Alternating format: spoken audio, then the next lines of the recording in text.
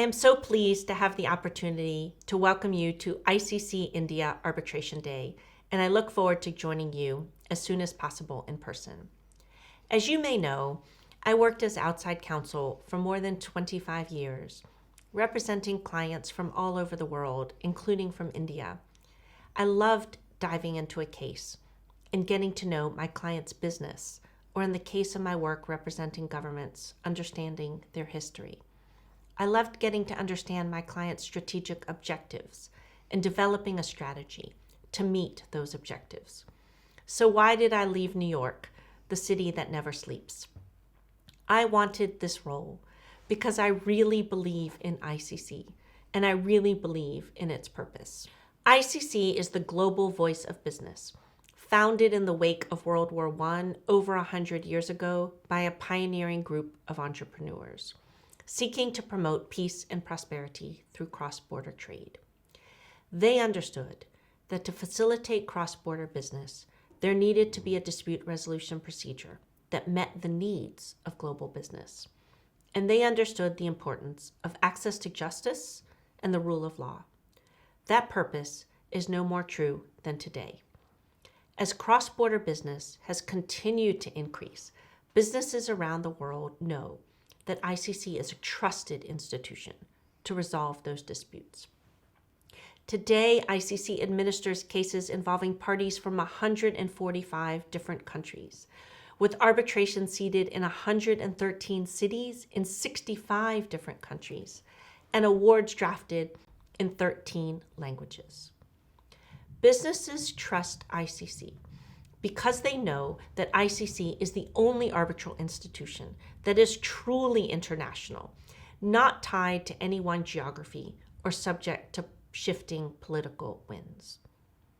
Businesses trust ICC because they know that ICC understands the needs of global business. Our case management services are second to none. The counsel teams are accessible, responsive, and incredibly knowledgeable, and I am thrilled to be working with them. We have case management teams in 6 offices, including Paris, Hong Kong, Singapore, Sao Paulo, New York, and now Abu Dhabi. You can reach out to them whenever you have a question or concern in your language and in your time zone. And the work done by the ICC court ensures that the process works. This is the most diverse ICC court in its history, with 195 court members from 120 different countries, with more women than men. I am thrilled that Sanjeev Kapoor from India is serving as one of our vice presidents, along with VK Raja, based in Singapore. They are 2 of my most trusted advisors.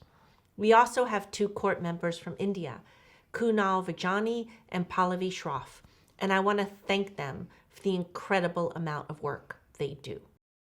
The ICC court performs 2 essential functions, unique to ICC arbitration. First, the ICC court reviews draft awards before they are finalized to ensure that the tribunal has considered the issues to be decided, has taken into account all of the arguments of the parties, and that its reasoning is clear. Parties know that they are getting what they bargained for, the best likelihood of an enforceable award. And second, the ICC court determines whether to accept or reject challenges to arbitrators, assessing their independence and impartiality.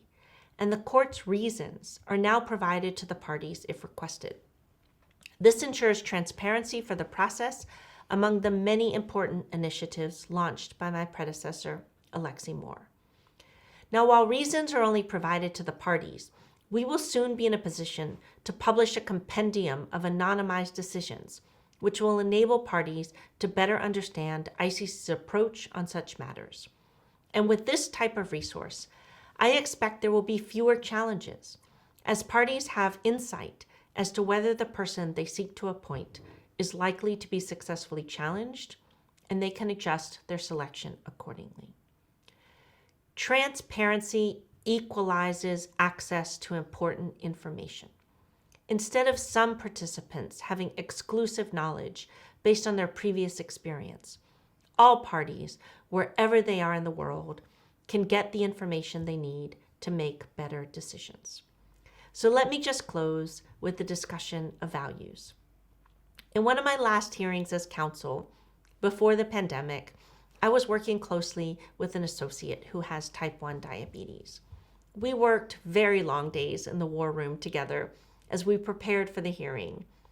And as I helped get the associate ready to take his first cross-examination of a witness, I hadn't worked with someone who has type 1 diabetes before.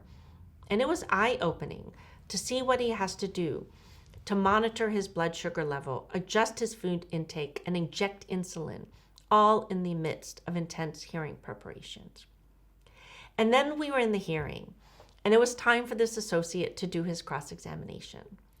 And all went extremely well, and I was so proud of him. And then opposing counsel did a short redirect and didn't really score any points, so all was good. But then the tribunal began their questioning, and they started to get quite intrigued with some of the issues.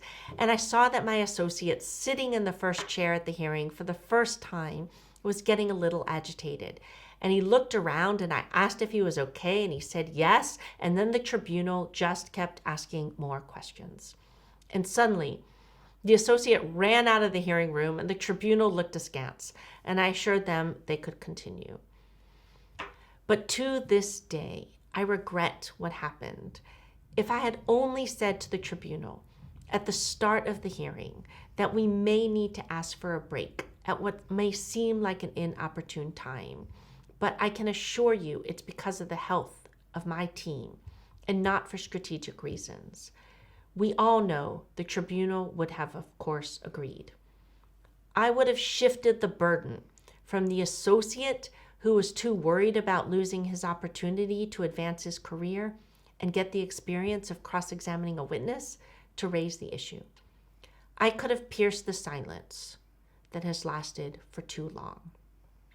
Now, as an arbitrator, I include as part of the agenda at the preliminary hearing a question whether there are any disability inclusion issues that need to be considered.